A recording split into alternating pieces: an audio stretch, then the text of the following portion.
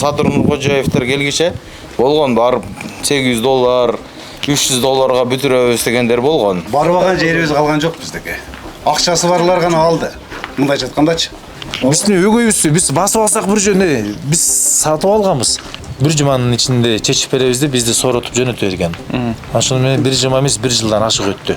Андан бери канал эмес, каналдын кыысы да жок.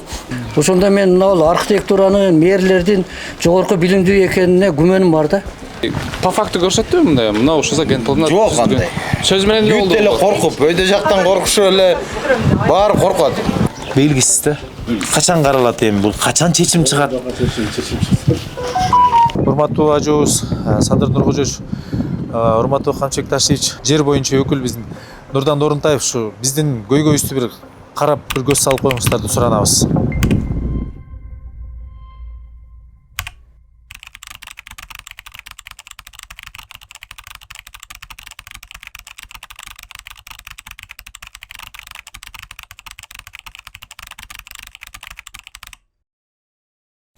Норбек, биздин силерге кайрылып жатканыбыздын себеби биздин көйгөйүбүз 20 жылдан бери барбаган жерибиз калган жок. Мэрияга чейин бардык. Кайра эле бизди соротуп коюп жөнөтүп коюп 20 жылдан бери кызыл китеп ала албай келебиз. Кача 5 жыл мурун мынагу жакка жаңы түшкөн конуш алды. Ынтымак, жер ынтымагы деген конуш алды. Ошону биз үнүбүздү жеткизип бергиле деп сиздерди чакырганыбыздын себеби ошол болуп атат. Азыр мен сизге картадан дагы бардык документтерди түшүндүрүп берейин. Биз басып алган жокпуз.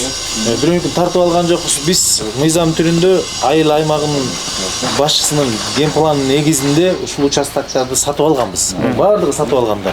Учурунда 20 жыл мурун 3000, 4000, 5000 доллардан сатып алгандар. Ошол сатып алганда биздин атыбызга токтом чыккан, өзүбүздүн атыбызга. Андан кийин акимият ошол токтомду тастыктап берип атат. Чынында эле Эшматов Ташматка чыккан бул жер участогу деп. Андан кийин гос архитектура дагы тактап берип атат. Ооба, ушул кишиге бекитилген бул жер участогу деп. Ошондон бери биз кызыл китеп ала албай келебиз. Азыр мэр эмне деп соротот? Мэрдин сороткону 20 жылдан бери биз сороткону тиги Советский барго көчөсү. Ошондон ушул тарапты көздөй, күнбатышты көздөй түштүк чоң канал түшмөк экен. ЮБЧК деген. Ошол ЮБЧКнын кызыл линиясы ушул туштан өткөн экен. Бирөө могу туштан, бирөө тиги туштан. Ошого такап биздин китебибизди бербей жатат. Эгерде ушул туштан өтө турган болсо, тиякта үйлөр кандай? Алар именно ошол кызыл линиянын үстүндө турушат алар. Биз муну жээктеп турабыз. Алар үстүндө турушат.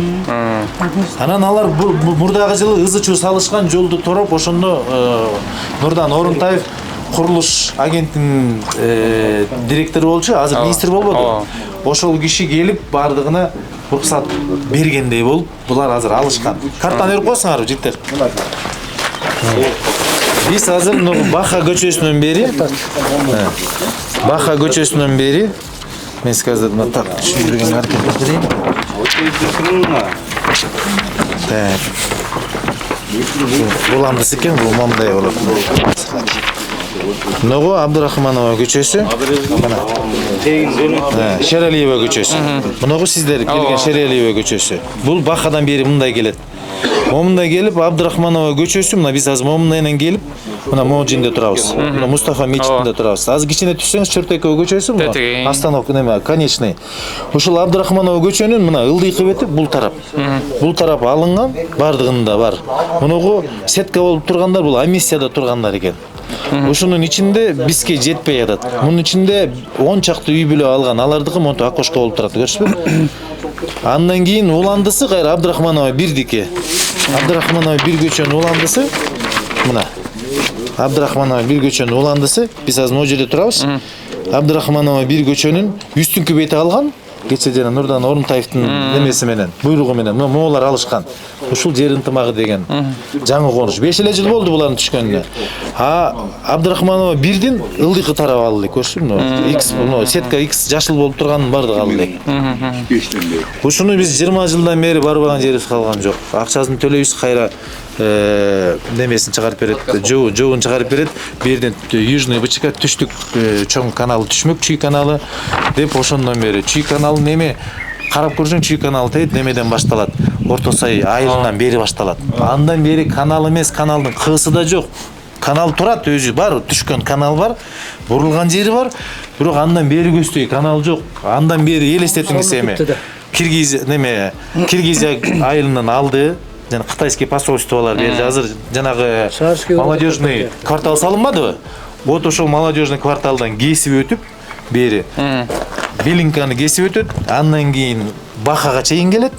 Бахадан анан бизди кесип момдайнан тетиге Орок айылга чейин келет. Бүт үйлөр жайгашканда. Эми ал жактагы үйлөрдүн баарыныкы бар. Алар алып болгон. Алардын дагы Шералиевага чейин алып болду. бул 17-көчөттө мындай болгондо. Ортодо биз Мына бул үйдөнкү тараптар, могу көчөлөр. Бул үйдөнкү көчөлөр. Ошондо Абдрахманов көчөдө 4 кызыл китеп бар. Булар кандай тарихте негизде алганын биз сураштырсак, булар соттун чечими менен алышкандар экен. Анан аркы жолдун аркы yüzү тоже 4-5 үй бар. Жол соттун чечими менен алган. 9 үй. Соттун чечими менен. Бизде 6-7-8 үй бар. Болсо албаган үйлөр менен катар эле турат. Бир эле. Мынарбек мына муну уландысы да. Мына ылдыйкы көчөнүн уландысы. Мына конечный биз Можинде турабыз, мечиттин алдында. Азыр мындай түшүп туруп эле. Уландысы могу үйдө бар. 4төө. Бул азыр мына жакыныраак тартылганы. Андан көбүрөөк каналда өтө турган. Өзү канал өтө турган жерге үйлөр түшүп алдылар уже. 1 Сылдыр ачаганда элебиз. 1 2 3 4 5 6 7 8 9 10 үйдүкү бар экен булардын. Биз тарапта болсо, биз тарапта мына ногу бурчтагы үй бул министрлер кабинетинин саясат маалымат бөлүмүнүн кызматкеринин үйү. Бул Шералиевага карап бул документ алган. Бурчтагы? Жок, бул башта. Бурулган деле үй. Андан кийин келет абыз. Мына бул үйдүкү бар. Бул дагы соттун чечими менен бул үйдүкү бар. Анан мына жерде мо үйдүкү бар. Анан эле кайра мындай түшүп бу жака кетип атабыз. Көрсү көчөнүн бияк бети бар.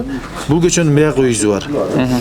Эми биздин ушул көйгөйүбүздү сиздер бир туура так чагылдырып, мына жеткирип бериңиздер, өтүнөбүз деп сиздерге кайрылганыбыз ошол болду. Жалпы болжол менен канча түтүн бар?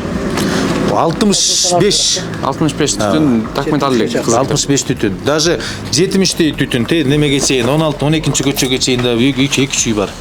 Буга чейин кайсы жактарга кайрылдым дедиңиздер? Хакимиятка кайрылдык, мэрияга кайрылдык. Былтыр мэрияга барганыбызда ДЖСтин өкүлүн чакырып, бир жуманын ичинде чечип беребиз деп бизди сооротуп жөнөтө берген. Ошону менен бир жума эмес, 1 жылдан ашык өттү. Эч кандай кабар жок. Государство чечип бүттү аякта. Архивде көрсөтүпмүн.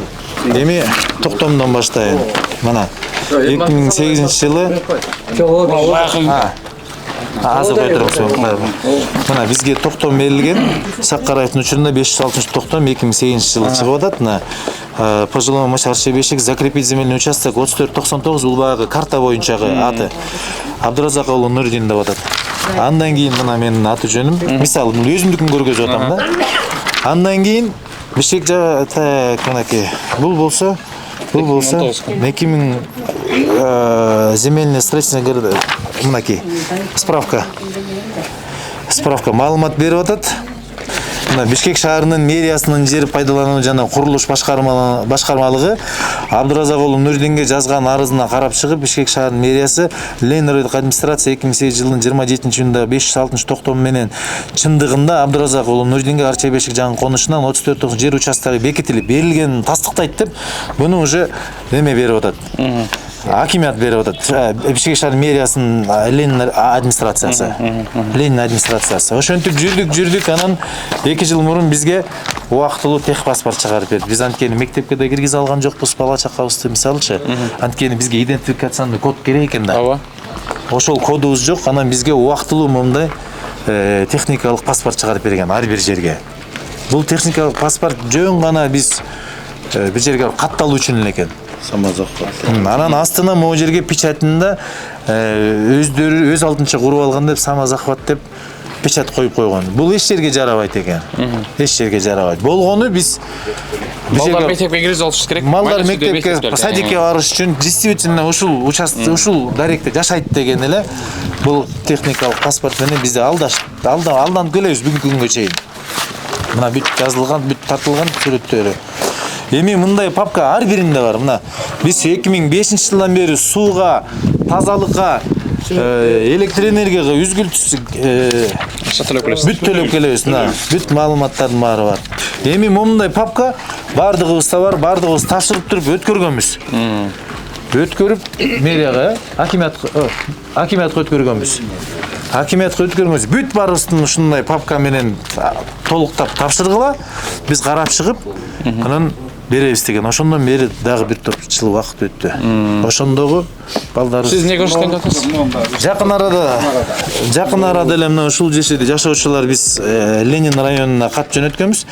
Алар бизге минтип жооп берип атат. Ленин администрациялык району боюнча Бишкек шаарынын мэриясынын муниципалдык администрация сиздердин Арчебешик конушунун Абдрахманова 1 көчөсүндөгү жер тилкесин мыйзамдаштырып берүү боюнча кайрылууңуздарды карап чыгып, төмөнкүнү билдирет. 25-жылдын 13 майында бул кечээ күнү алынган тапшырык. Муниципалдык администрациянын жыйындар залында Бишкек глав архитектура мамлекеттик мекемесинин жер ресурстар кадастр, геодезия жана картография боюнча мамлекеттик агенттигинин Бишкек филиалынын Бишкек шаарынын мэриясынын номер 4 мабынын өкүлдөрү жана Арчебешик конушунун Абдрахманова боюнча жыйын өткөрүлүп, бул өзүбүздүн эле маптан өткөрүлүп атат. Муну бул жерде аймактан эле, өзүбүздүн аймактан эле. Анан бизге мындай жооп берип атат. Жашоочулар менен биргеликте жогоруда аталган маселе боюнча жыйын өткөрүлүп, талкууланды. Жыйынтыгында Бишкек глав архитектура мамлекеттик мекемеси тарабынан топографиялык сүрөт съемка даярдап, шаар куруу кеңешине городосоветке киргизилет. Жана оң чечим кабыл алынгандан кийин мыйзам ченинде белгиленген тартипте каралары боюнча түшүндүрүү иштери жүргүзүлдү деп бизди дагы сооротуп койду. Бул эми качан белгисиз да. Качан каралат эми бул? Качан чечим чыгат? Биздин таарынганыбыздын себеби дагы бир кайталап кетейин. Биз мына жерде кызылдай акчабыз калганбыз. 20 жыл мурун бирөөгө $4,000, $5,000 деген чоң акча болчу. Азыркы салыштырып келгенде $15-20 000. Биз даже басып алган жокпуз да. Биз мына жерде тургундардын баары 60-тан ашык түтүн, даже 70-те. Именно ушул көчө эми килейген чоң Арчебешик конушу 91-жылы түптөлүп башталган экен. Ошондон бери мына чоң конуш 30 жыл болуптур. Именно ошо ортодо биз бир орусча айтканда апинист болуп калып атабыз да. Биздин өгөйбүз, биз басып алсак бир жөнү биз сатып алганбыз.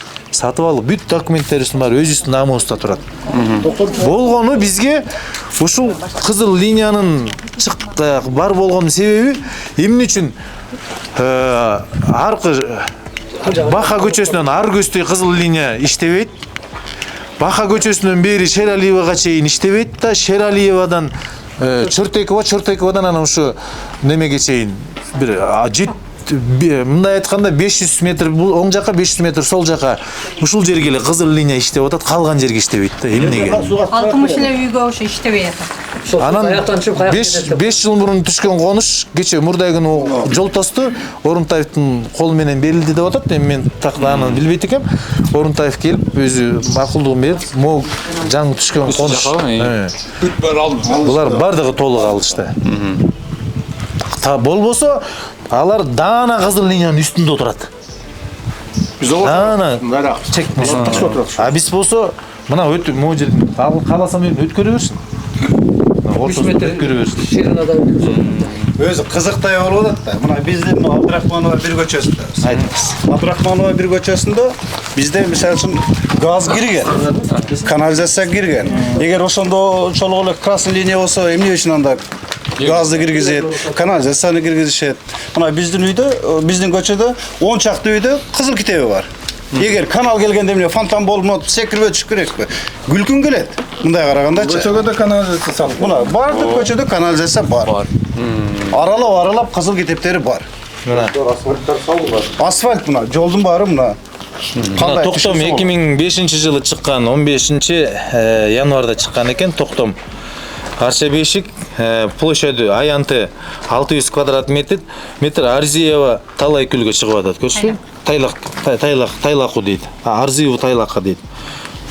Андай токтомдор бар да. Мына бүт барында бар. Андан кийин мына бул техникалык китепти бизге берип, соротуп, анан мына Баягы техникалык кесип. мына туруп басып койгон бул эч жерге жарабайт экен бул. Жарабасанда эмнеге беришти? Бул мындай болгон. Баягы Садыр Жапаровдун айтканы боюнча эле, президенттин айтканы боюнча эле берилип кетти булчу. Убактылуу эле бул бардыгы. Бизде мындай элди алдап атышат да булар, мындай айткандачы. Анан эме мындай да. Могул анчамчөлөр кызыл китеп алыптыр. Сиз айтып атасыз. Анан өзүңүздөр кызыгып барып мындай биз дагы алсак болобу экен, кандай алдың? Сот кантип чечип бересиздер деп кызып сураган жоксуздарбы ушунча жер? Кыз барбаган жерибиз калган жок биздеки. Акчасы барлар гана алды. Мындай айткандачы. Акчаны күчү менен алынган бул нерселердин баары. Алгандар бүт соттун чечими. Соттун чечими менен акча менен алынган көп нерсе. Адвокат ким кайсы сот чечип бергенин биз эми билбейбиз, бирок бизге маалымат сурасак, соттун чечими менен кызыл китеп алышты деди. Биз сиз айткандай документтерибиздин баарын топтоп госрегистрге бир нече жолу тапшырдык. Кайра бизге мына ушул силер турган жер бул кызыл линия деп коет, жанагындай ошо жана Юбочка деп түштүк чоң канал түшмөктөп эле кызыл линия чийилген экен. Ошого именно ушул кезиктин жашоочуларына ошого такап эле бербей жатат да. А эмнеге наркыларга берди? Мен ошол кандай болуп атканда биз эмне тыңгайсып тура эмес болуп калат го, баягы такыр түшүнүксүз болуп атат. Түшүнүксүз да. Ошону айткандар уялбай, укканда мен уялып атам негизи. Мынау Чыңгыз Айтматовдон бери жагы полный кызыл линияда отурат да. Ал жакта Сарский городок деп коет, бизде мындай сарлар жагы. Алар бул союз кезилгенден кийин бузулгандан эле алып койду, жакшы жер экен бул жер, салкын, таза аба деп. Алар ошондо эле документин бүтүрүп ал жердеги салынган үйлөрдү көрсөк, ал жомоктоо да, ал биздин жөн эле түшүбүздө эле, биздин колубуздан келбейт андай үйлөр. Алардын алганы качан? 25 жыл болуп калды астына. Текшерип көргүлө, бар жогунун кызыл китеби бар. Булар айтканда мына Бакага чейин эле андан бери президенттин амнистиясы менен Бакадан бери Шералиевага чейин берилди. Анан Шералиев менен Чортекованын ортосунда суу каяктан түшүп, каяка кетет түшүнбөй эле укканда мен уялып атам. Бирок алар кызыл линия дегенден уялбай атат да. Ошондо мен мына архитектуранын, мэрлердин жогорку билимдүү экенине күмөнүм бар да. Ошолор эми ар жака бир үйгө берилген линия жок да. Эгер линия болсо бир үйгө да берилбеш керек. А бул жерде бир эмес, 90% берилип туруп, ушул жерде бир 10% эле калды да. Себеби биз жоош экенбиз. Мында мыйзам сыйлайт экенбиз, эч кимди козгогон эмеспиз. А бул алып алгандардын баардыгы чогула калып кичине тыйын чогултуп берип койгондор. Биз ала берет экен да. Биз башкалардай болуп бузучу салып жол тоскон жокпуз. Кызыл линиясы уят. Башка жерге барып дагы бир мындай мыйзамсыз иштер жасаган жокпуз. Биз мыйзам түрүндө барып аттык, бизге болгон 20 жылдан бери бир эле, эки эле жоопту бизди сорото эле кайтарып атты. Эми биздин талабыбыз могул жерди бизге чечип берсин деп талап кылабыз. Президент ушундай кызыл китептер берилсин дегенде ишенгенсиздер да? Берилсин деген ошол президенттин жарлыгы менен ошондон бери мына баардык чуркап атабыз. Кыйла көчө алып болду да, ошодон кийин мына Бакадан чейин берилди, бул жагы берилди. Биз кошо чуркадыктан ынтымак көчөсүнө кошо чуркасак, бизди неметип койду. Силер коюп тургула. Биринчи ынтымак көчөсү алат деди. Алар алды, алгандан кийин биз барсак, бизге ушу кызыл линиядасыңар деп койду. Ынтымак көчөсү бизден кийин 10 жылдан кийин негизделген настройка. Бизде Видеонун үстүндө отуратылар. Ооба. Мисалы мамлекет бизди таанып атат да, мисалы үчүн мен 2005-тен бери жашайм. 3-4 жолу паспорт алмаштырдым. Базада данныйым бар, шайлоого барсам биометрикам чыгат. Анан эле кызыл китепче берип. Ушул адрес менен чыгат. Ушул адрес менен базадан чыгам. Мына 3 жолу алмаштырдым 20 жылдан бери. Суунун бар ушул адрес менен. 2005-жылкы, 2006-жылкы төрөлгөн балдарыма битирип ушул жерден алган паспортты. Данный базада барбыз да. Андай болсо убагында бербей койбойсуздар. Отургула кызыл линиядасыңар деп. Мына балдарым 20 жыл калгандан бери. Айыл өкмөт токполуп чыгарып өзү бөлүп бергенде бул жердичи. Туурабы? Айыл өкмөтүнө баягы очередке туруп барганда өзү бөлүп бергенде бул жердечи. Келип казып кагып мына мол жер, могу үстү жаңар канал, красный линия деп. Мы даже не попадаем это красный линия. Бул жерде байка айткандай башы булак чыгат да анан суу жок да. Анан бирок биз жака келгенде мол жерде канал суу болот, токтогула деп атат. Бай элди соротуп алдап келет. Бирок БЧК мен деле биринчи таң калдым да, кайсы БЧК келет экен бул жака депчи. Советтер Союзундагы кийин немеде бар деп айтышат. Айыл өкмөтүнө барсаң деле бардык. Жок, ушундай айтышат экен, мындай по факту көрсөттүбү мындай? Мына ушунса генпланда. Жок андай. Сөз менен эле болду. Бүт эле коркуп, өйдө жактан коркушуп эле баары коркот. Может, ба красный линияга берип койду, анан соттойт деп коркушу мүмкүн, бирок арабыздагы участоктор болот го алынганчы. Таң калыштуу да. Акча эми коррупция менен күрөшөбүз дейбиз, акча ниет кылып, ачык эле акча предлагать эткендер деле болгон. Башындачы илгери 2016-жылдары Сатурн Нуркожоевдер келгиче болгон, барып $800, $300 бүтүрөбүз дегендер болгон. Ошондо бүтүрүп алгандар болгон жокпу? Ошондо эми так айта албайт экенбиз, ким бүтүрүп алды, соттун чечими бар дейт. Бирок эми бир акчасы барлар, тааныш барлар бүтүргөн да. Бирок бизде эми бул красный линиядан четин эле турабыз да бизчи. Кандай болот билбейм. Үстүндө отургандарга кийинки арчебеш ынтымак кийинки 6-7 жыл сформироваться эткендерге аларга красный книга берилди, ошол именно линияда отурушат аларчы. А биз чеке жактагыларга берилбейт. Дагы бир өкүнүчтүүсү, бизден айыл аймак башчысына өтө өкүнүчүбүз чоң. Бир келип бир эмне болуп атасыңар? Хотя биздин көйгөйдү тимеле онуктап турса да билет. Барсаң эле тиги шылтап, буга шылтап, такыр бир басып келип сурап койгон жок. Канча болду отурганда? Ким, аты ким? Алмаз Кимович эле. Алмаз деген мырза, мен билгени мурун айыл аймак башчысына чейин жардамчысы болупу же андан кийинкиси болуп иштеп келген. Андан кийин айыл аймак башчысы болуп иштеди. Мына мен билгени бир 3-4 жыл отурат, бир басып келип сурап да койгон жок. Жада калса ошо жолго бир жок деген техника бергиле. Биз таш төгүп өзүбүз түстөтүп атабыз, өзүбүз оңдоп атабыз. Техника бергиле жок деген. Жол жасап бербейли го. Техника берсек техника алып бере албайт. Анан эми тарыңаны ошо айыл башчысына дагы бир сурап, эмне үчүн айыл башчы ошо айылдын көйгөйүн көтөрөйүн, жеткирейин деп. Чакырсак да мисалы эми мына бүгүн чакырдык, келген жок. Эч кандай натыйжа жок. Ошон үчүн сиздерге кайрылгандын себеби Бүгүн аларга кайрылдыңыздар беле? Биз аларга кече телефон аркылуу чалып, бүгүн ушундай болот, келгиле дегенбиз.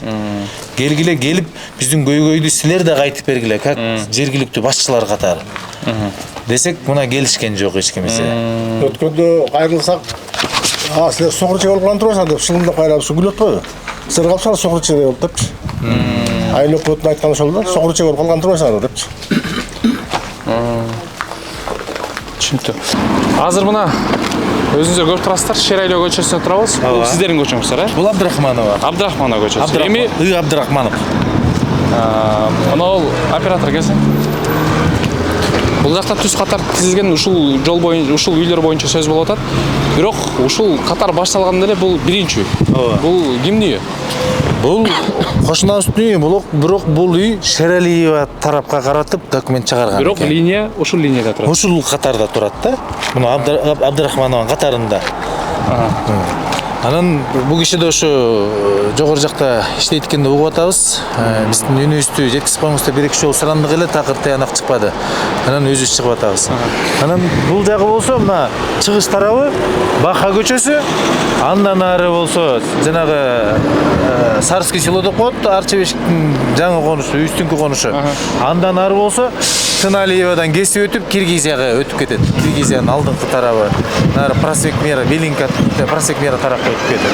Түптүс мына чыгыштан келип. Эми муну ол тараптыкы бар, могу жерде бир 2 үйгө берилбей жатат.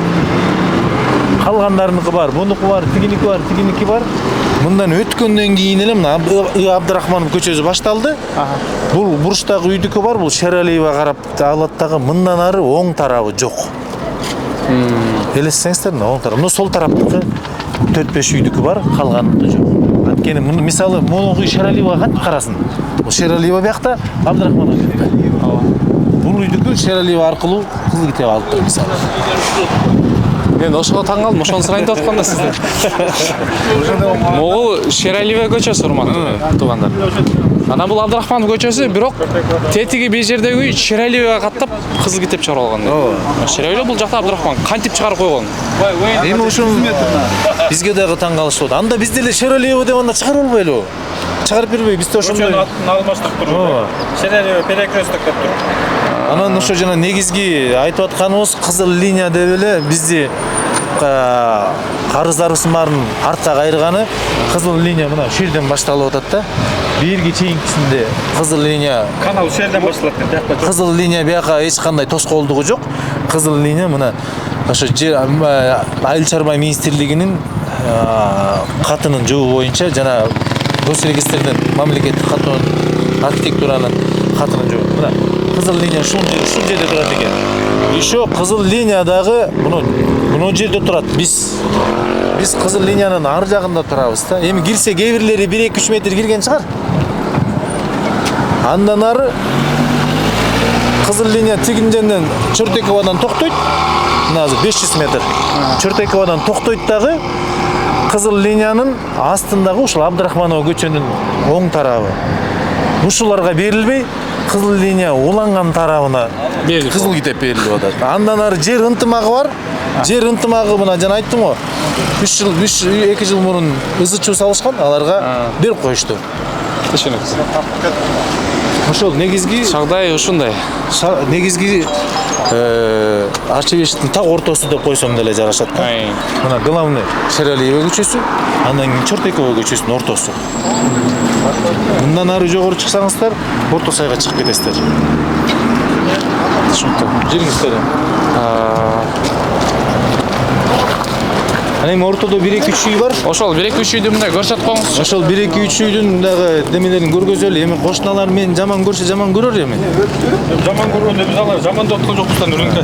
Алды карта менен фото факт менен көрсөтүп болду, могул үйдө бар деп эле. Эмне кызыл китеп бар экен деп эмне айтасың деп айтышы да Не, кызыл китеби бар деген нерсе жаман сөзбү? Ошону айтып атпаймын, биз деле кайрылдык да кошуналарга кандай жол менен бардыңар, кандай алдыңар деп кайрылдык да биз делечи. Биз деле ошол жол менен неме кылабыз. Эми эме да купуя кылышуу элечи, кандай алганын деле айтпайт.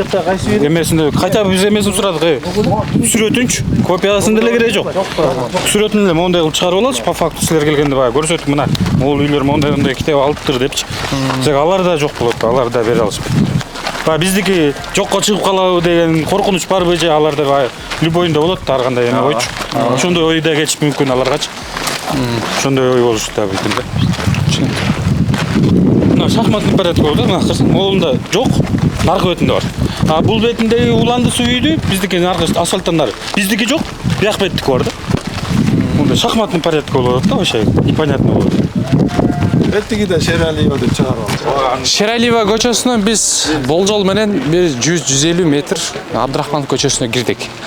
Бул жакта жашоо тургундардын айтышы боюнча могул үйдүкү документи, кызыл китеби ушул Шералиева көчөсүнө жайгашкан деп ошонун негизинде чыгарып алган деп. Бул эми мындай акылга сыйбаган нерсе десем болот да.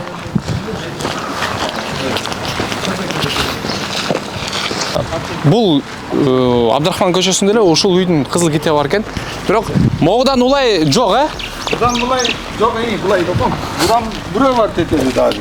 Дагы бирөө бар. Арасында мындай байкелер айтканда шахматтай эле берилип тур да кызыл китептер. Мына бир катар салган үй, бирок көпчүлүгүндө жок, бирок арасынан кызыл китеп берилген.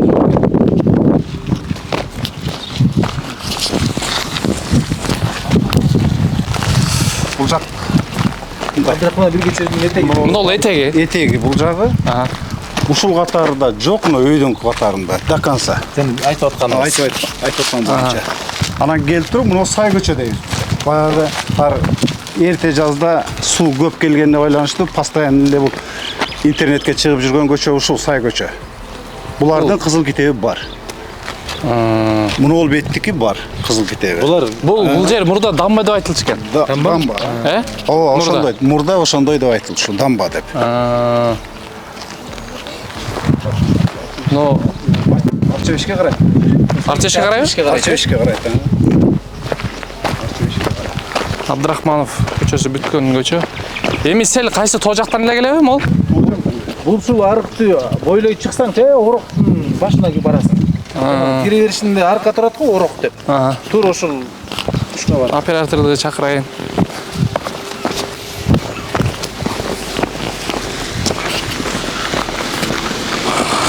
Урматтуу көрүүчүлөр, могул жакта эле суу келе берип, могу жеп баштаптыр жолду. Мына көрүп атасыздарбы? Бул өзү негизи бул чоң эле болсо керек мурда. Андан кийин бияктан үйлөр түшүп болам, кичирейип. Мен бул жерге толук маалымат бере албайт экенм. Бул жерден чоңойгон себеби мындай. Бул жердин арыгы мурун кичинекей эле арык болчу. Сел келгенде көчөгө чыгып кайра көчөнү каптап үйлөргө кире бергенден анан могу көчө тургундары чогулду, акча чогулттубу билбейм. Экскаватор алып келип буну каздырып чуңкурайтып койгон. Ушундай болуп жатат. Бул ороктун башталышында Коктудан келген арык. Ошондон бери суу келет жака. Бул арыгы бар, бар. Мына Сай көчөнүн аркы бети бар, бу да Арчебешке карайт. Башына чейин, тиги орокко чейин бар. Орокко чейин бүт бар. Азем деген көчө. Азем деген көчө.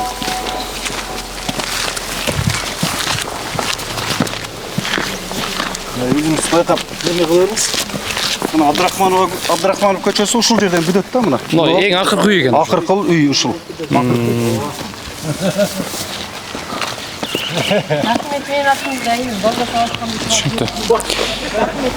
Эми бир жерге бара турган болсо, бир документ каттоодо, бирок документи кызыл китеби жоктор деле ушул үйдүн негизинде базадан ушул даректери чыгып, ошонун негизинде катташа берет, бирок кызыл документ жок. Убактылуу тек паспорт берип койгон, анан ал жака бул эч жерге жарабай тургандыгын, ушул тургундар деле айткандыгын көрдүңүздөр. Эми президенттин буйругуна алдын аткарылбай калышына дагы аз эле күндөр калды. 25-ден бүтөбү?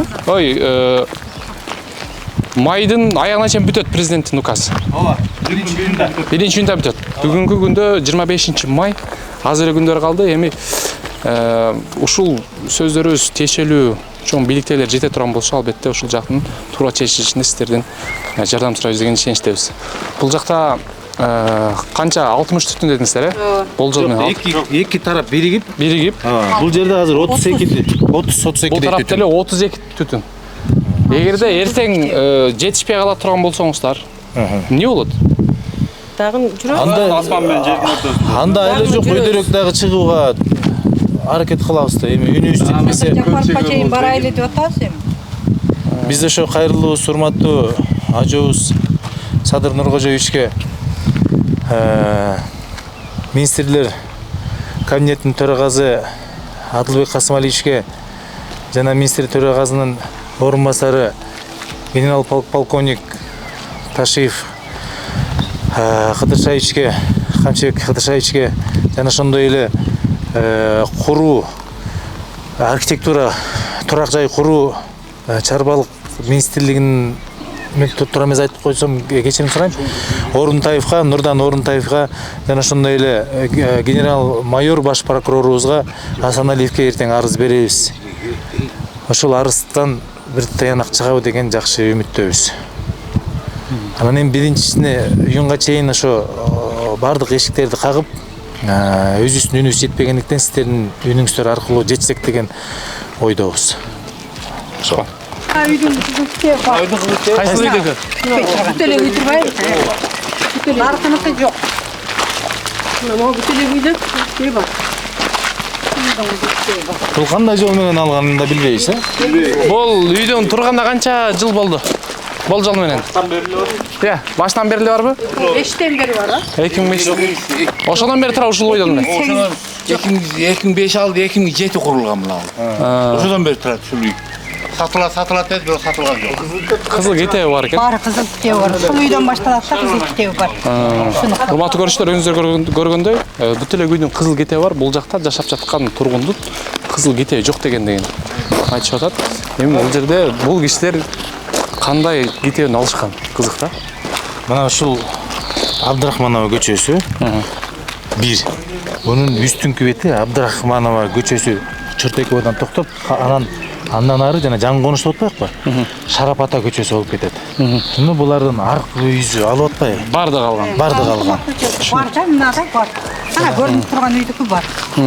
Ошол көчөнүкү. Үйдө, молдабы? Урматтуу көрүүчүлөр, кийинки үйүбүз арадан бир 4-5 үйдөн кийин эле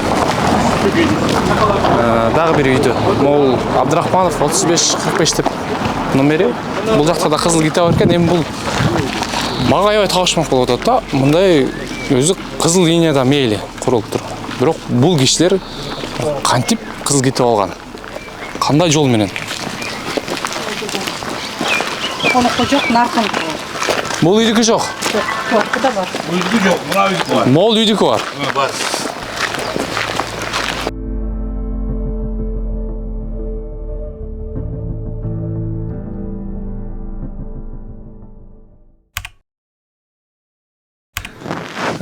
Биздин аты жөнүбүз Мунарбек Эмаров, журналист. Сиз менен көрүүчүлөр чогуу таанышалы.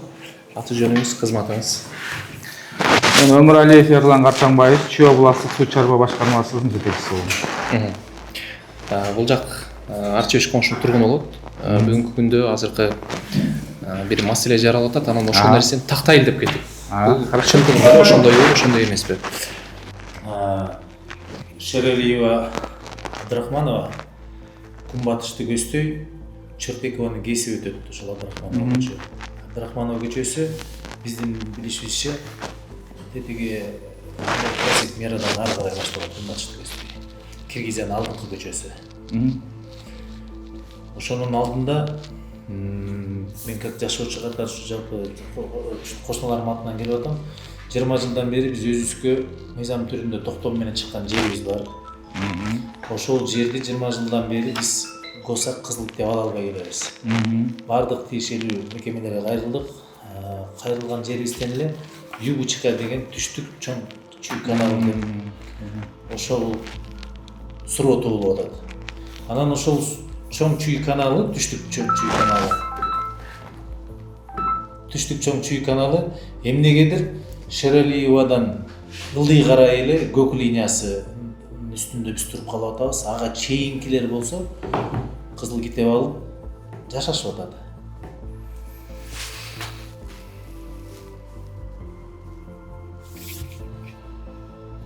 Биздин тиешебиз. Чоң чүй каналы барбы сиздерде? Бизде Чүй областы боюнча чоң Чүй каналынан западный бычка бар, восточный бычка, южный бычка бар. Сиз айткан ошодоки южный бычканын түштүк чоң Чүй каналынын уландысы болуш керек. Бул перспективный план болуп илгери жазалган экен. Панфиловский районго чейин барат деп. Ошол боюнча ошол жерге менин билишимче каналдын өзүнүн схемасы түшүп калгандагы ошон үчүн эме бере албайт деп окшойт. Биз эми ареке биз жер адиси же госрегистр архитектор эмеспиз, биз эми водникпиз. Бизге ким кандай кайсы каналдан суу заявка берсе, биз ошону гана беребиз да. Мындай перспективный пландар менен биз иш алып барбайт экенбиз. Ал мамлекеттин саясаты, анан ошол жактан тактабасаңар госрегистрге бардыңыздар да өзүңүз архитекторлор эмне деп атат? Ошо госрегистр архитектуранын жобу бир эле болуп атат. Чоң чүй чүй каналынын үстүндө турасыңар деп эле. Макул, эгер картада чейини болсо, бирок бизге чейинкилер анын үстүндө турат, бизден кийинкилер анын үстүндө турат да мисалы. Алар кандай жол менен алышты деген суроо эми сизге тиешелүү эмес? Бардык ошо жерге тиешелүү сөздүн баарын кызыл китеп, жашыл китеп, кандай правоустанавливающий документтин баарын атайын бере турган мекеме бар, билесиздер, госрегистр, архитектор. Ошол жактарга суроо узатсаңыздар болмок экен. Биз именно биздики суу берүү боюнча биз ойлоп калдык. Теге Чүй областында дыйкандарга суу жетпей атса керек деп биз аябай эме кылып келдик эле. Биз суга суу жерлерге элдин заявкасы менен, райондун шаарлардын заявкасы менен гана суу беребиз да. Биздин жумушубуз ошо. Ушул түштүк чүй каналы негизи барбы? Негизи мен азыр кайсы жерден башталат? 3 жыл мээде бар го тетигидек Аларча речкасына барып такалып калган билесиз да. Ошол жерде өзү такалып турат. Азыр эмеден деле ачсаңыз көрүнөт да. Телефондон деле Google'дан ачканда ошону такалып турат. Ошондон анан уланма экен до конца Панчуловский районго чейин. Эми илгери аябай саясат күчтүү болгондо баардык жердин баарын пландоо иштери жүрүп ошого чейин Панчуловский районго чейин коюлган экен. Эми балким госрегистрби, ошол эле архитекторбу, ошолорго ошондой бир тапшырма болсо керек да, перспективный бул салынат деп. Ошон үчүн эметпей атса керек. Чындыгында биз жанагы айтып кеткендей, биз дыйкандарга суу берүү менен гана алектенебиз. Калган саясатты ошо жер боюнча адистерден сурабасаңыздар, чындыгында биз ага. Биз кайрылган мекемелердин жообун баары ошо айыл чарба суу министрлигинин тиешелүү жери деп атат да, каналдычы. Ооба, суу чарбасы канал курулат дегенден кийин эле ошо бизге эметип атат да. Ооба, ошо мен деле түшүндүм ошо эркиңерде бизге эметип коюп атат. Кийин канал салынат деп атат да. Биз барганбыз бир 3 жыл мурунбу, сиздер ошо эле чогулдуңуздар беле, бир конечный маршрутканын конечныйында чогулбадык беле? Ал кийинки айыл жана кече айтып аткан. Ошол жерден чогулганбыз биз. 2 жыл болду. 2 жылбы, 3 жыл болду, примерно. Жок, 3 жылбы, 4 жыл болуп кетти даже. Биз ак үйдөн да кишилер барган, билесиздерби? Ошол жерден келип, анан ошол жерден түшүндүрүп беришпеди беле? Бу жерде мындай болот, в принципе, келечекте ошо Панчуловка районуна чейин ушул жактан суу алып барсак деп пландар бар деп. Биз дагы анан көргөнбүз ошол жерде именно канал жүрө турган нукта гана китептери жок да. Ооба. Биз деле таң калганбыз ошондо мындай болуп анан канал жүрө турган жерде ошонун жанында эле китептер бар, ортосунда мындай руслардын немеси жок да. Үйлүү китептери жок да ошо. Ушул сиз айтып аткан айыл 3 жыл болуп калды деп атпайсызбы? 3 жыл, 4 жыл болду барган. Жаңы эле түштү, бир 7-8 жыл болду. Билбейт Ал как раз жанагы түштүк көрүстөн барго, ошонун алдындагы айылда Чортекова көчөсү менен өйдө чыкканда оң тарабы болуп калат. Аркасы жакын экен могу жерде эле. Орок менен чектеш да. Орок менен чектеш. Мына ошол жана линия келип мындай келип ошолордун үстүнөн өткөндүктөн алар ала албай атып 3-4 жыл мурун ушундай ызычуу салышканда ошондо Орунтаев ким болуп турат эле эсимде жок. Өзү келип дагы тиешелүү вице-мэр беле, вице-мэр ушундай тиешелүү кишилердин баары келип, эми ошол тушка ошондо барган болуш керек ошо. Ошол тушка берилип атат, эми ушуга жетпей 20 жыл мурун түшкөн могул жердеги тилкеге. Бияк 500 метр, бияк 500 метр. Ооба, түшүндүм. Мен көргөмүз биз эми барып бизге кандай бир маселе жаралган эмес, ошо водниктер боюнча. Ал жерде именно сиз айткандар баардык эме могу тийиштүү органдарга биякка китеп берилет, эмнеге биякка берилбейт деп ошол сөздөр болгон да. Түшүнүктүү. Эми аларда ошо мамлекеттик бир деңгээлде бир программада кирген окшойт чындыгында. Бирок мындай эме суу чарбада бизде эме жок да. Түшүнүктүү. Сиздерге перспективный планда болуш. Жок түшүп кетти, каерде суу жетпей атат, кимге кайсы дыйканга жетпей атат деп ошого чыгып келди. Түшүнүктүү. Балким ошонун айынан бербей атышы мүмкүн, Сиз айтып атасыз, кызыл линиянын үстүнө түшкөндүктөн бербей атышы мүмкүн. Илгери ошо пландар эметилип калганда чийилип калса керек. Чийилип калса керек. Мага эң кызык болгон нерсе, ошо чийилип калганга жакын арада эле кызыл китеп алышкан. Бирок алар кандай алганын мага ким берди ошодон сурабасаңыздар. Чоң рахмат сизге.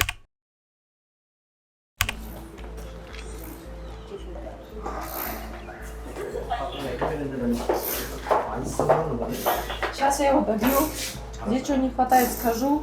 Тот ваш по доверенности с утра пусть приходит, хорошо? Хорошо. Рахмат. Саламатсыз. Маалымат катчыны чакырып коесузбу?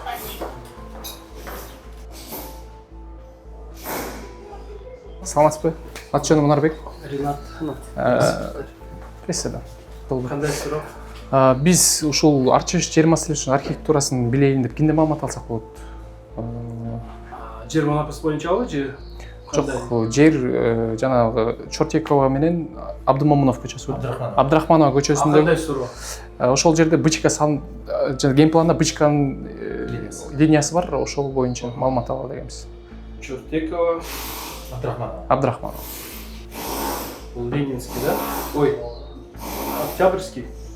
Ленинский район. Ну, это новостройка Арчебешик. Сейчас күтүп туруңуз. Bunun arasında dagы алгандар бар. Телип алынганда алар кандайдыр бир жол менен посадка алышкан.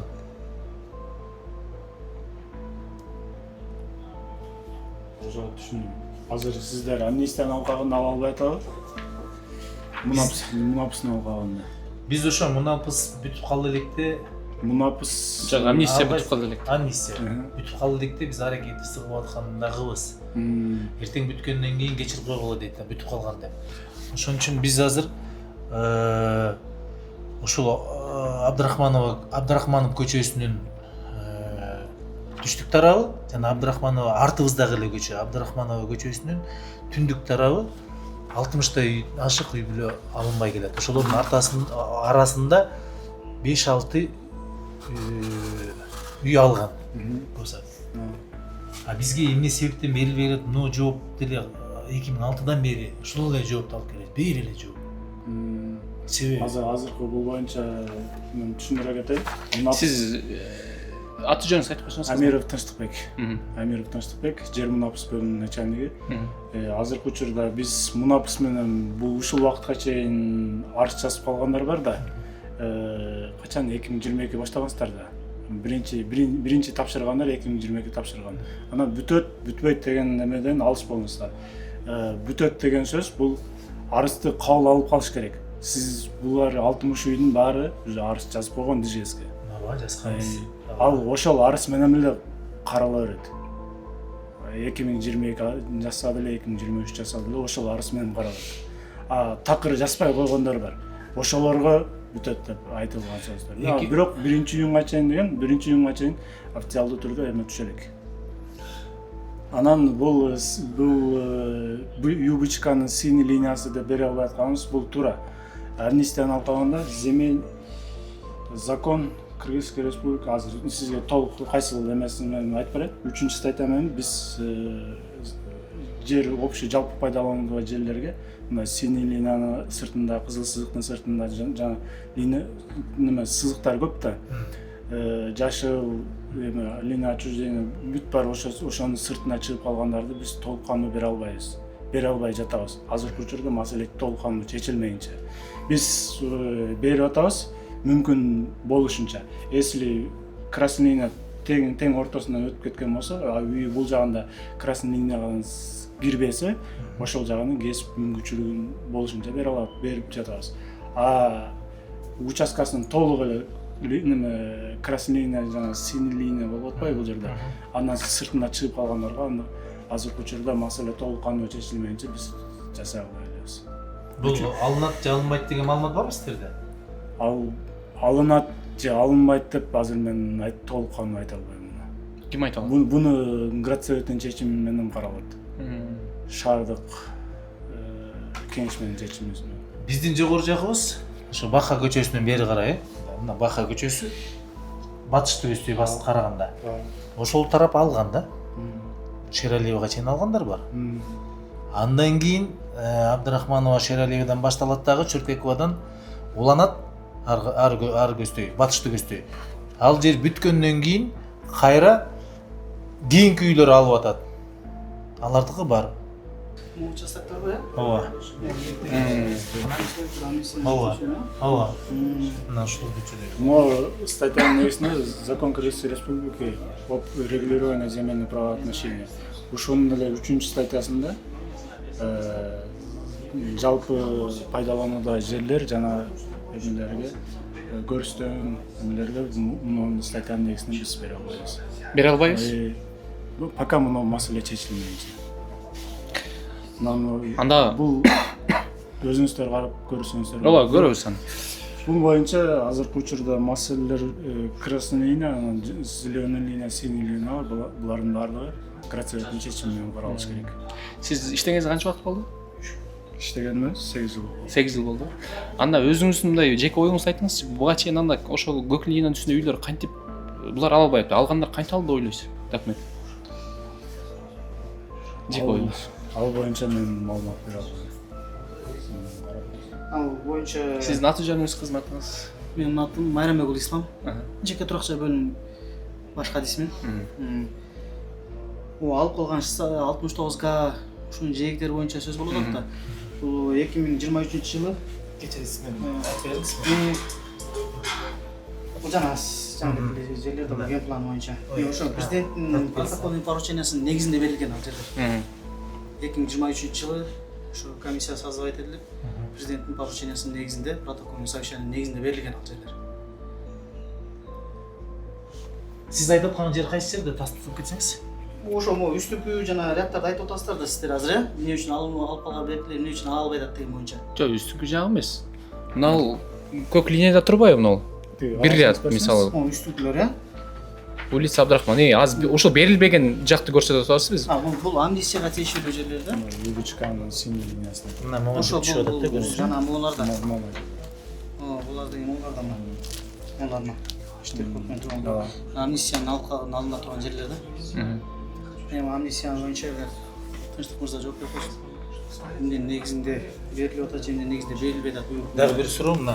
Мына ушунун этеги, мына Чортекова көчөсү да. Мунун этеги могул жака жаңы конуш түшкөн. 69га. Мен ошону айтып атам жана. Жер ынтымагы. Жер ынтымагы ушулар 69га бул жана президенттин биз эмнеге ушул ажоосунун жарлыгы менен биз эмнеге ала албай атабыз? Анткени бул линия сызык ушундан түз кетип атпайбы? Именно ушул жаңы конуш жана жер ынтымагы ошолор гана кирген да бул комиссиянын тактоо иштердичи. Могу жерлер боюнча булар эмнеге киргенин билбейм, бул азыркы линия, синий линиялар действиялар бар да.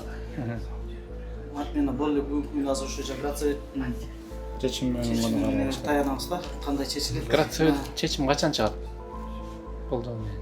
Уже даярдык көрүп атат, красный линиялар боюнча. Эми кыскача эле суроо берейинчи. Бул кишилердин 70 кишидей түтүн бар дейм ал жерде. Алардын тагдыры кандай болот сиздердин оюңуз боюнча? Эми баары эле көчөдө калбастыр. Бул боюнча Градсоветтин чечимине карап ана иш кылабыз. Же мындай деп айта албайм азыр. Бияқта целый комиссия делегация иштейт да. Ошолордун чечимин негизинде дагы иш. Бул комиссияга илинген, сиздер айтып атпайсыз комиссия деп. Эмнеге ошо ар жерден илинип калган комиссияга? Комиссия илинген себеби жана ар кимдин баягыдай эле доверенность менен алып калган же вообще документи токтому жок жерлер болгонун баарына амнистия жарыяламадыбы? Эми ошолорду берилет, бирок алардын деле кээ бир жерлери амнистияга жатат, бериле турган жер бар, берилбей турган жерлер бар да, красный линия илинип калат, охранный зоналар илинип калат. Жанындагы ошолор шахмат вариант. Ошолор эмне үчүн шахмат болуп калган? Шахматный варианттагы эми по-любому чечилет деп ойлойбуз биз. Мына сиз картаңыздан көрсөңүз деле ушул Абдрахманова көчөсүнүн үстүңкү тарабы да.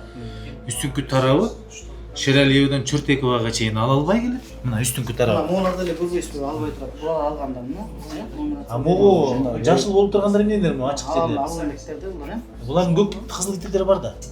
Булар кызыл китептер бар булар. Жашыл китеп. Жок, кызыл китеп. Назначениясы башкада. Жеке туракча куруу эмес. Жок.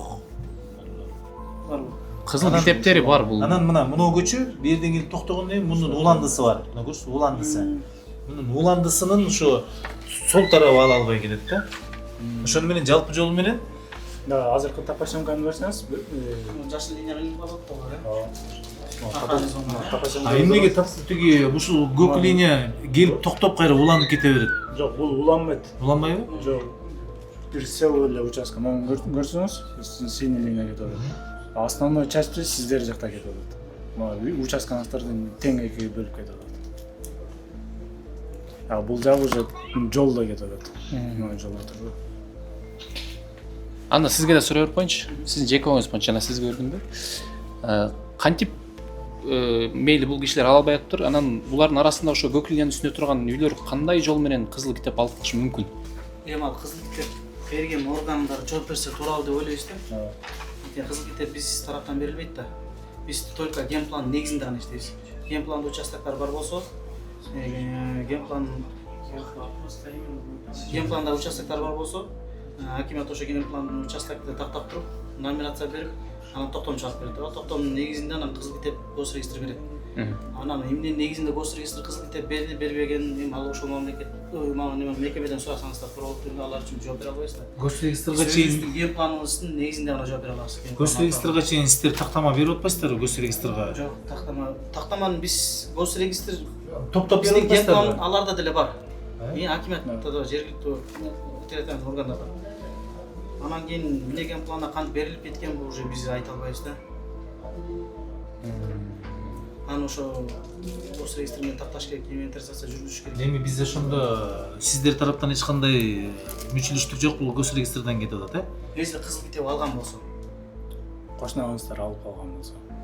кызыл китеп албаган болсо, анда уже ала албай келгендер бардыгы амнистиянын үстүндө турган.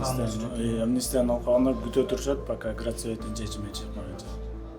Биз эми ошондо азыр градсоветке кайрылышыбыз керекпи же госрегистрге кайрылышыбыз керекпи? Кат түрүндө Минстройго, мэрияга кайрыласыздар. Биздин да маселебизди синий линияны чечип бергиле. кат түрүндө Кат түрүндө кайрыласыздар.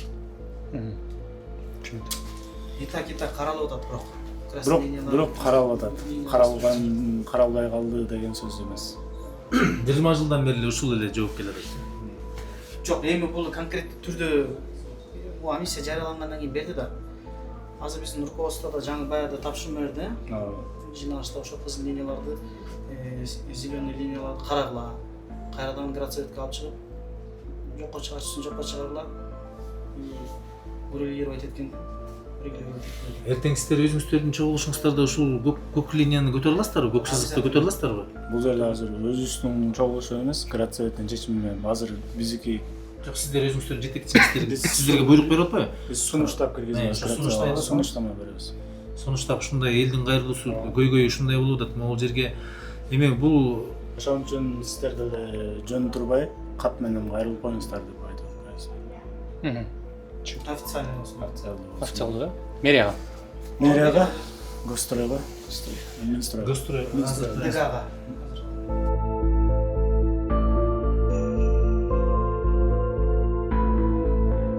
Урматтуу көрүүчүлөр, биз мэрияга кирип чыктык. Бул жакта маалымат катчысында биз официалдуу түрдө ал жакка катталып, андан соң бизге жооп бериле турганын айтты. Анткени ал жер аябай мындай орчундуу маселенин бири дейт. Ошондуктан биз азыркы учурда жарандардын атынан дагы бул жакка кат жазылып, кийинки бара турган жерибизге баралы.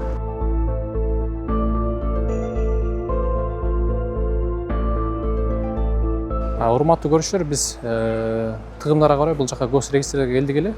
4төн өттү, бирок биз жооптуу адамдарды тапкан жокпуз, анткени иш ордунда жоктугун айтышты. Биз бул жактан жооп ала алган жокпуз.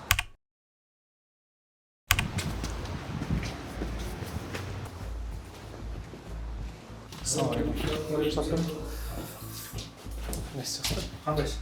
Аты жөнүм Нарбек. Мен билем. Кандай? Мен түшүнбөйм. Эмне маселе болор, кандай болор, кандай? Жакшы. Жакшы.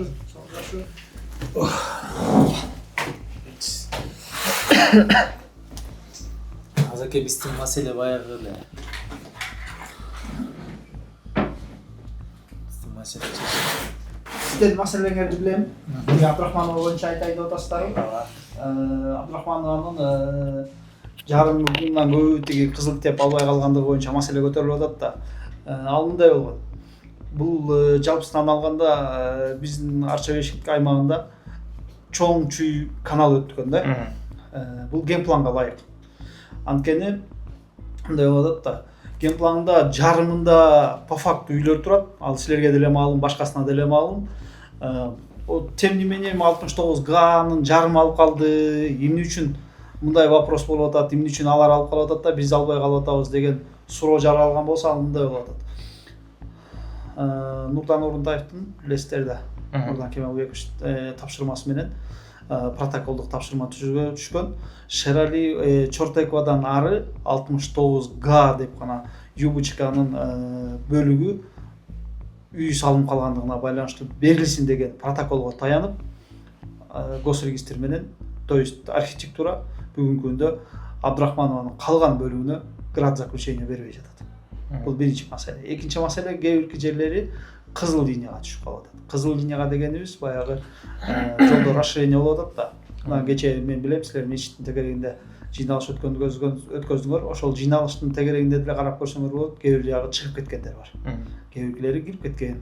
Эми маселе бир эле юбочка дейин десем, экинчиси кызыл линиясында болуп калып атат. Ошон үчүн ал как приоритет көчөлөрдүн бири катарында биз аны кеңейтели деген ой пикирлерибиз болуп атат да. Может быть, келечекте карап көрөбүз, бирок ага карабастан кечээ сиздерге чейин Гафар Китуран балдар менен сүйлөшкөнбүз. Алар жогору жактан эгер бизге тапшырма берген болсо, чыгарып берүүгө даяр элебиз деп турат. Так что маселе деле жок. Андан сырткары Абдрахманов көчөсүнүн жашоочулары менен өткөндө акиматтын өкүлдөрү, ошол эле госрегистр архитектураны чакырып бир сыйра кеңешмеде талкууга алганбыз. Кичине бир аз күтүп тургула, бирок бул маселени чечип беребиз деген. Чечилбейт деп эч ким айткан жок. Только чечип беребиз, только кичине убакыт бергиле деп айткан. Эми жалпысынан алганда арча ишикте бир эле ал көйгөй эмес да. Тиги санитарный зонабыз турат. Ошолор өздөрү деле айтса керек. Ошол эле кызыл линиядан улам албай турат. Эгер арча бешиктин бир гана Абдрахмановасы гана көйгөй болгондо, анда бул башка маселе болчу. Одновременно башка маселелер болгондук менен бирге чечип берүүгө аракет кылабыз. Түшүнүктүү. Сиз менен таанышып алалы биринчи, көршүлөргө дагы маалым болсун. Сиздин аты жөнүңүз, кызматыңыз? Менин атым Алмазбек Карайымбек, 4 муниципалдык аймактык башкарманын начальниги. Канча убакыт болду иштегениз биякта? Начальник болуп 1 жыл болоюн деп калды. 1 жыл. По факту мен жерде 4-5 жылдан бери иштейм. То есть адистен баштап бүгүн начальникке чейин. Эми бул кишилер тургундар айтып атат, бул маселе 20 жылдан бери келе атат депчи. Анан сиз бул маселени качан билдиңиз? Мен бул качан эле билгем бул маселени. Маселени мен айтып берип атпаймынбы? Мунапыс башталган эле болгон. Мунапыс башталганда мына булар өздөрү деле билет, тургундар деле билет. Мунапыска документтерин берип, бүгүнкү күндө булар техпаспорт алды. То есть госрегистр техпаспорт берди. Временно. Убактылуу. Убактылуу эмес, ал эми градзаключение жасалган болсо шаардык кортунда, ал убактылуу болуп эсептелбейт. Өзүнүн эле китепчеси болуп эсептелет. Бул эгерде мурда эле билген болсоңуз, ошол мурда билген убакта бул иштин үстүнөн мындай мен сизге жогоруда жооп бергенде аракет кылып атпаймынбы? Мен билип эле айтканбыз. Айткан боюнча бардык эле жооп бир эле болуп атат. Бу жерде чүй чоң канал бар деп. То есть бул диаметри биягы 100 метр, биягы 100 метр, өзү 50 метр. Жалпысынан алганда 250 метрге чейин созулат деген. Мына өздөрү деле прекрасно билет. Болгону гана жогору жактан конкреттүү протоколдук чечим же болбосо тапшырма болбой калгандыгы үчүн мына туруп калып атат. Архитектура деле бүгүнкү күндө даяр эле. Эгер протоколдук чечим менен же болбосо бир конкреттүү атайын баягы мыйзам чегинде чечип бергиле десе, алар деле чечип бергенге даяр эле. Бардыгы келип эле жогоруда мен айткандай кызыл сызык, анан чоң большой чоң чүй каналынын эсебинен эле келип такалып калып атышат. Кызыл сызыкка чейин биринчи участоктор аныкталыш керек да. Азыр чыккан киргендер болсо, аны кийин мыйзам жегинде уже алынат. Азыр мындай болуп атат. Жалпысынан элдер көрүп атат, көрбөй атат, дрон менен балдар иштеп атышат, эме кылып атышат, топосъемкаларын түшүрүп атышат, аныктап атат. Кече бизге келген бир 5-6 үй калган экен, биз аларды чакырып, алар документтерин тапшырып эле экен, колунда техпаспорттары бар экен эле. Айттык немеге тапшыргыла, комиссияга. Жалпысынан чечим чыгарып берсин деп. Кааласаңыз, архитектуранын отделы, ИЖС деген отдел бар. Ошол отдел балдары бүгүнкү күндө Абдрахманованын үстүндө иштеп атышат. Тиги аркы квартал кайсы дедиңер? 69га. 69га. Ошол 69га ошондой неме көтөргөндө бизди эмнеге подключать эткен жоксуңар? Ал жерде 69ганын өзүнүн эле биринчи маселеси ошол эле болчу. 69га бир жерде конкреттүү неме эле болгондо 69ганын маселеси эле чечилип аткан. Себеби ал чечилгенде биз именно ошентип протокол тапшырма берерин деле билген эмеспиз. Чын-чынына келгенде. Бирок биз элдин баарын эле айтып, мындай болуп атат да. Сунушту менден сураган жок. Эгер менден сураганда мен сунушту бермекмин. Действительно, жогору жактагылар карады дагы, демек ушул жерде маселе бар экен, маселени чечиш керек экен деп эле. Тоготер жерин чечип берип койгон да. Алар кандай жол менен чыгышты экен? Орунтаевка келди. Биз дагы кошуналар ошол 60 бир нече түтүн чогуу алып киришибиз керек экен да. Сиз киргенде деле бүгүнкү күндө маселе жок деп атпайбы? Киргенде деле кирбегенде деле баягы күнү чогуу акимдин өкүлдөрү, мэриянын өкүлдөрү, ошону менен бирге архитектуранын госрегистринин өкүлдөрү айтты. Бир аз сабыр кылып тургула, биз азыр топосъемка жасап атабыз. Кызыл линияларды тактап туруп, топосъемканын негизинде кимге канча сотук беребиз, аны чечип беребиз деп элечи. Ким жолго чыгып кеткен, чыкпагандыгына каратачы. Бүгүнкү күндө берилбей эле келет атпайбы? Жок, эми ал кимге канча сотук берилбейт деп кайра сиздер мүмкүн бирөө убагында 8 сотук акчасын берип алган. Эми мунун баардыгы баягы токтом негизинде акчасын төлөп алган да, бул басып алган жок, тартып алган жок. Анан экинчиси, ошол кезде сиз дагы бизге кичине неме кылсаңыз, биз дагы кошулуп чыксак мүмкүн биздин иш да бүтүп кетет беле деген ойлор болуп атат. Аныңыз менен туура эле түшүнүп, маселе жок. Болгону сиз мени туура түшүнүңүз. Ал жерде конкреттүү Арча Бешик деген жери жок болчу да 69 га өзү көтөрүп атканда. Арча Бешикке кирбейби ал? Ал өзү жок, конуш болуп атпайбы? Арча Бешик айыл өкмөтүнүн карамагында 069 га жыл массиви. Бул менен канча убакытта ойлойсуз? Эми мен колуман келген нерсе болгон мен силерге конкреттүү айтып берет элем. Бул маселе боюнча шаардык башкы архитектурага кайрылсаңыздар, өкүлдөр конкреттүү так маалыматты бере алат. Мен бүгүнкү күндө байланышып, мен колуман келген аракетимди, жардамымды берип атам. Себеби айтып атпаймынбы? Калып калган кишилер болсо, мен кече жакында эле сурадым, списогун бергиле, кимдики калып калган болсо, мен ошол кишилердин документтерин даярдаганга и тапшырып комиссияга өткөзгөнгө жардам берейин деп. Биз аны алып, списочный элдерге жеткизип, тапшырып бүттүк. Мында бүгүнкү күндө Абдрахманова көчөсү боюнча бир дагы киши калган жок, комиссияга тапшырылган. Баары тапшырылды, Биз архитектуранын ал жактын өкүлдөрүнүн да бул суроону бердим да, анан сиздин жеке сизге да суроо берейин. Ошол көк линия болуп атпайбы?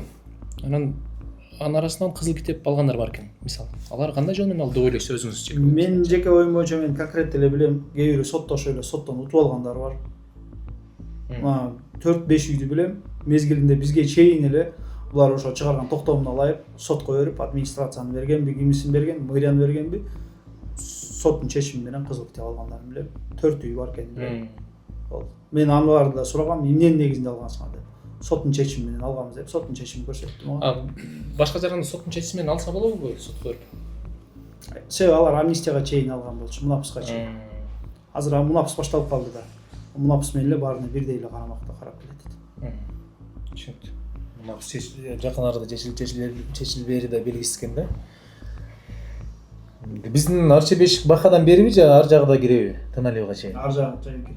Тыналыбга чейин, Эми ошол биздин Абдрахманова көчөсү, көк линия сиздердин картаңыз боюнча кайерден башталып кайерге чейин барат? Мисалы Арча Бешиктин территориясында. Бычка салынат. Бычка эми бол башынан бери Советскийдин көчөсүнөн бери келет атпайбы? Же ошол биздин картада, сиздердин картаңызда барбы ошол көк линия? Жокпу? Жок, көк линия жок. Ал только глав архитектуранын немесинде белгиленет да, бизге андай бербейт андай маалыматтарды. Алар өздөрү бул жерге тиги строительный неме, курулуш иштери мындай деп өздөрү бөлүп бизге жалпыстан эле карта берип коет да болду. Анын картасы деле жок, жалпыдан эле баягы Кыргыз Республикасы картасында. Азыркы Гисар картасында көк линия туруп атпайбы? Көк линия жок байке. Гисарда жок. Гисарда сиздин мындай көрсөңүз болот. Сиздин участкаңызды гана кызыл эмес, жашыл менен белгилеп турганда.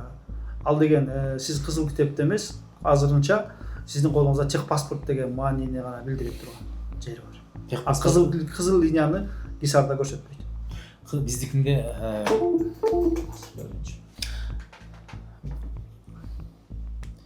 Гисардын картасын биз расчетке кылып чыгардык. Мына ошондо көк линия турат. Андан тышкары техпаспорт боюнча айтып кетпесизби? Техпаспортубуз дагы биздики убактылуу эле да. Анын үстүнө арди тиги самовольно куруп алган деген печати менен турат. Аны эч жака кабыл албайт экен да. Жок байке, мындай деп тура түшүнүңүз.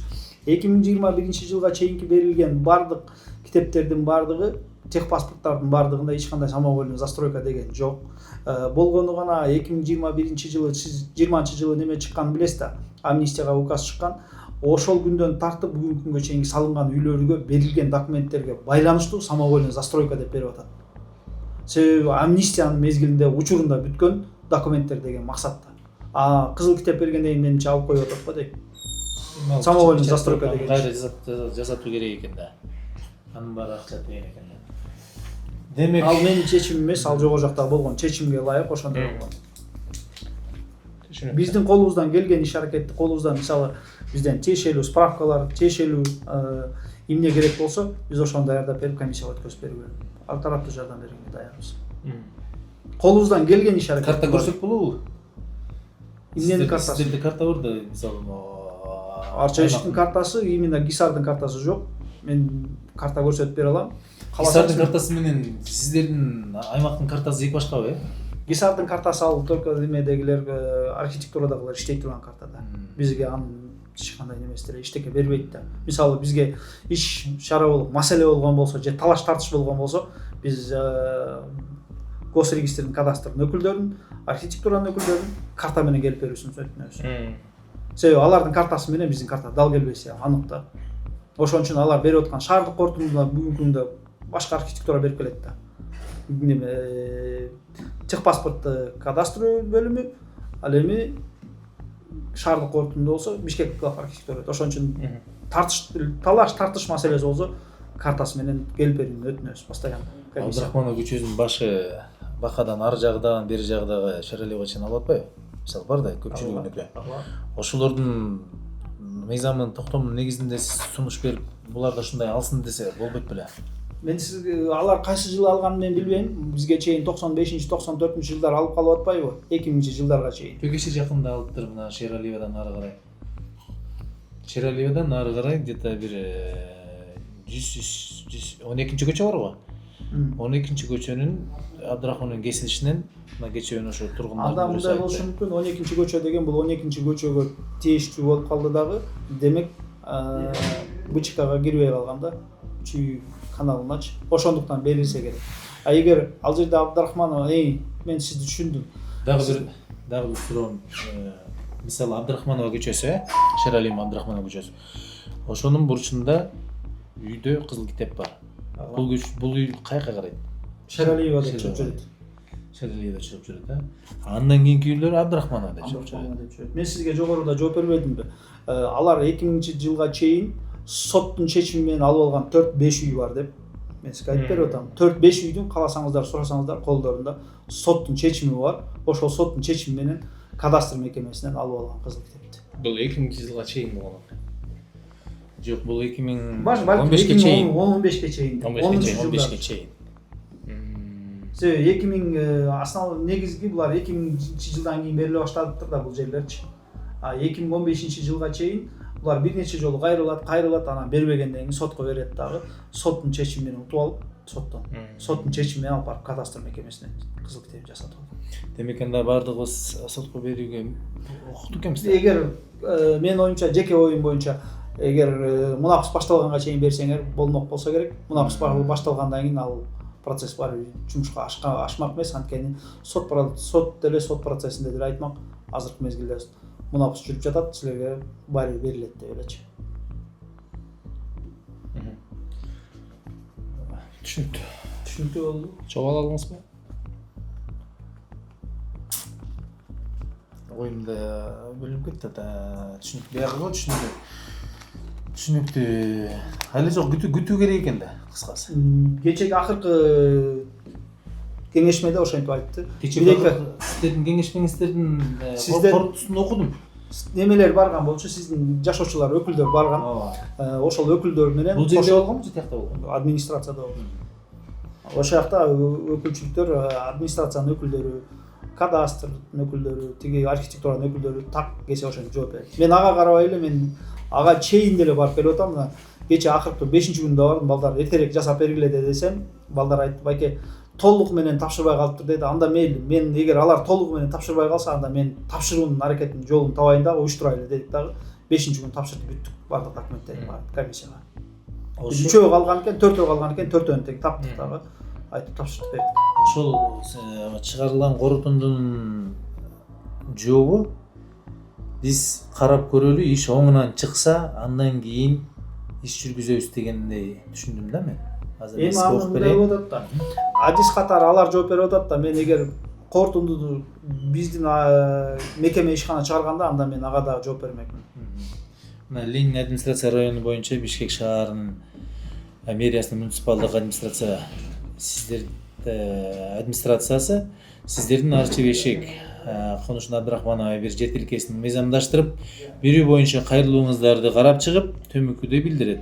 25-жылдын 13-майында муниципалдык администрациянын жыйындар залында Бишкек глав архитектура мамлекеттик мекемесинин жер ресурстар кадастр, геодезия жана картография боюнча мамлекеттик агенттигинин Бишкек филиалынын Бишкек шаарынын мэриясынын номер 4 мабынын өкүлдөрү жана Арчебеш конушунун тургундарынын катышуусунда маселе жыйын өткөрүлүп талкууланды. Жыйынтыгында Бишкек глав архитектура мамлекеттик мекемеси тарабынан топографиялык сүрөт даярдалып шаар куруу кеңешине град советке киргизилет. Жана оң чечим кабыл алынгандан кийин мыйзам ченинде белгиленген тартипте каралары боюнча түшүндүрүү иштери жүргүзүлүүдө дейт. Демек град совет чогулуп бир чечимге келгенден кийин гана булар ошого менин чечимде болуп атат да. Менин жеке оюмча булар документтердин баарын топтоп алып туруп, анан град советке сунушташат дагы. Алардын айтканына караганда топосъемканы жасап бүтүп туруп анан киргизишет. Топосъемка жасап бүттүк. Эми бул жагына уруксат бергиле депчи. Анан жогору жагда град совет кандай деген чечимди чыгарат.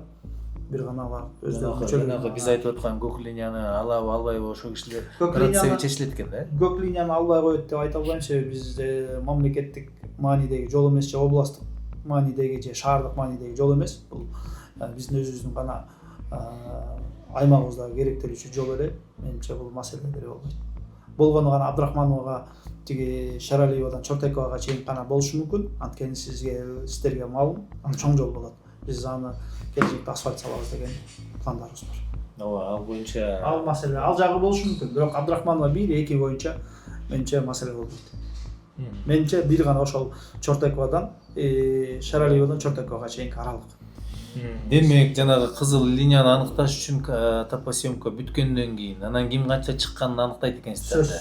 Сөз. Аны ошону аныктап туруп, анан көрүп атасызбы? Андан кийин жол ошонча калп бересиңер дагы деп туруп, анан кызыл сызык деген жаш көк сызык эмес, кызыл сызыкты коюп берип туруп, анан кийин сизге ушунча деп туруп конкреттүү айтып беришет да.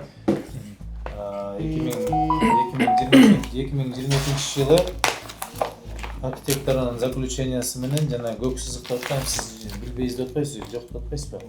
Мындай экен да көк сызыкта. Мисалы бул ушу менин эле турган жана мечиттин алдындагы көчөдө жогору жагы, анан ылдый жагы.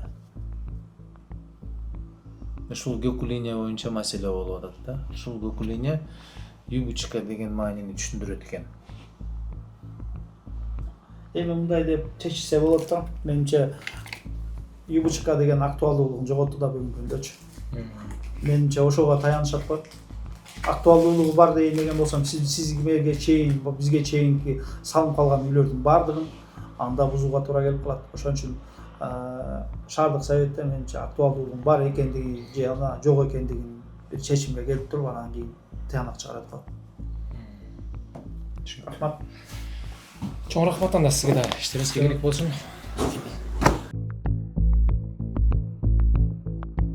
Урматтуу көрүүчүлөр, өзүңүздөр көрдүңүздөр, биз бул маселе боюнча бардык жерге эле барып көрдүк, бирок ошол бир аз убакыт керектигин айтты. Эми жакшы жакка чечилип кетсин. Буюрса бардыгыбыз ошолдой жакшы ойдобуз. Эми жогоруда өзүңүз да байкап көрдүңүз. Урматтуу ажуубуз Садыр Нуркожоевич, урматтуу Камчек Ташиевич жана ошо жер боюнча өкүл биздин Нурдан Дорунтаев ушу биздин көйгөйүбүздү бир карап, бир көз салып коюңуздарды суранабыз. Чоң рахмат. Албетте бул берүүбүздү жогору жактарга жетет деген ишеничтебиз. Элибиздин тагдыры, элибиздин жаркын жашоосуна болгон өзүңүздөрдүн салымыңыздарды кошушуна тилектешпиз. Чоң рахмат.